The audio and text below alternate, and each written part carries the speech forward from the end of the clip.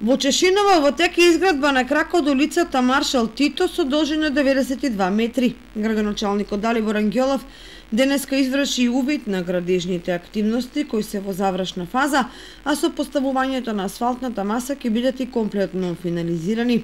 Со реализацијата на овој проект се опфати една од централните и прометни улици во село Чешиново, која се наоѓа веднаш покрај црквата. Со цел подобрување на патната инфраструктура, деновиве започна со изградба и на неколку улици низ населените места од општината, односно предвидена е изградба и на крак од улицата Маршал Тито во село Спанчево и улицата Блаже Ефремов во село Уларци, истакна градоначалникот Ангелов. Реализацијата на овој проект е преку вториот проект за подобрување на општински услуги за изградба и рехабилитација на локални патишта, кој го спроведува Министерството за финансии со подршка на Светска банка, а е наменет за подршка на општините за изградба и санација на локалните патишта и улици.